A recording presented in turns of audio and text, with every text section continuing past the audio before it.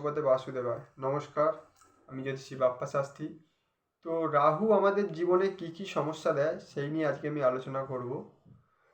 তো রাহু রাহু আমাদের জীবনে কি কি সমস্যা দেয় সেই দিয়ে জানতে গেলে আগে রাহুকে ভালো করে জানতে হবে।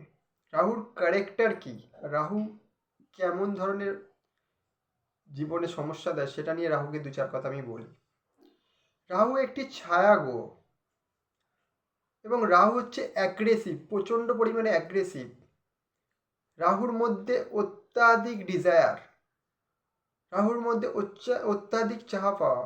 রাহু এমন একটা প্ল্যানেট বা গ্রহ, রাহু অনেক কিছু চায়। যে রাহুর এমন একটা ক্যারেক্টার, ধরুন কারোর লগ্নে রাহু, তো সে অত্যাধিক তার ডিজায়ার থাকবে যে আমার এক্ষুনি এটা চাই তো চাই, কোনো কারোর কথা শুনবে না।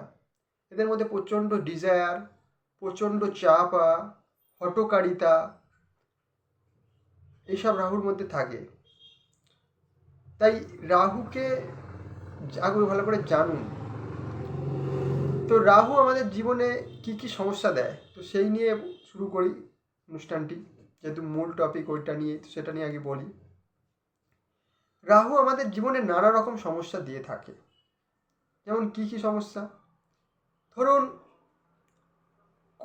কোনো বাচ্চা পড়াশোনা করতে চাইছে না, প্রচণ্ড চঞ্চল, হঠকারিতা, পড়াশোনায় মন বসে না, ছটফট করে, প্রচণ্ড চঞ্চল, তারা কিন্তু রাহুর দেখবেন তাদের 4th হাউসের নিশ্চয়ই রাহু আছে। তার জন্য দেখবেন আপনারা দেখবেন তাদের পড়াশোনায় কোনোখানি মনোযোগ নেই, ডিসব্যালেন্স করে দিচ্ছে তাদের মাথাটা।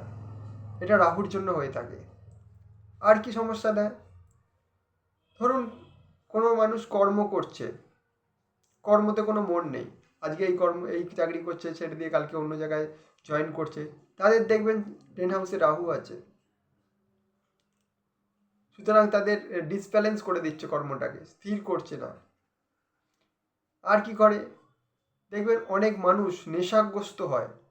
কেউ দেখবেন অ্যালকোহলের নেশায়, মদ, কেউ বিড়ি সিগারেট, নানা রকম নেশায় মানুষ এখন যুক্ত হয়ে যায়। তো এই সমস্ত নেশার পিছনে মূল যে গ্রহটি হলো সেটি হলো রাহু। রাহুই মানুষকে নেশাগ্রস্ত করে ফেলে। যত মানুষ নেশা করছে জীবনে, তাদের পেছনে, প্রত্যেকটা মানুষের পিছনে রাহুর একটা ভূমিকা আছে। দেখবেন তারা প্রত্যেকটা রাহুর দ্বারা পরিচালিত। অর্থাৎ যারা নেশাগ্রস্ত করে তারা রাহুর জন্য হয়। এবং আরও কি সমস্যা, দেখবেন বাড়িতে অনেক রকম অশান্তি ঝামেলা অনেক বাড়িতে লেগেই থাকে। কেন হয়, যাদের বাস্তুর 4th হাউসে, জন্মছকে যাদের 4th হাউসে রাহু রয়েছে, তাদের দেখবেন বাড়িতে কিছু না কিছু সমস্যা লেগেই রয়েছে। এটা রাহুর জন্য হয়। আর কি হয়, রাহু অনেক রকম রোগের সৃষ্টি করে, যেমন গ্যাস্ট্রিক, কোনো ঘাকে পচিয়ে দেওয়া, এই সমস্ত সমস্যাগুলো রাহু ক্রিয়েট করে। সুতরাং এই সমস্ত সমস্যাগুলো দিয়ে থাকে। ধরুন কারোর জন্মছকের 6th হাউসে রাহু, তাদের পেটের সমস্যা থাকবে, গ্যাস্ট্রিকের সমস্যা থাকবে, স্কিনের কিছু সমস্যা থাকবে, থাকতেই হবে। এগুলো হয় কারণ লগ্নে রাহু, তার প্রচণ্ড ডিজায়ার, তাদের আজকে এটা কিনবো তো কিনবো, কালকে এটা বিক্রি করবো তো করবো, এরকম একটা মানসিকতা তাদের দেখতে পাওয়া যায়।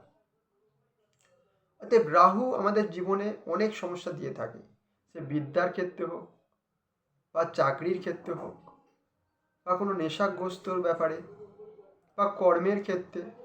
এবং রাহু অনেক বিবাহিত, আর একটা জীবন যেটা বলা হয়নি, বিবাহিত জীবনে অনেক সমস্যা দেয়।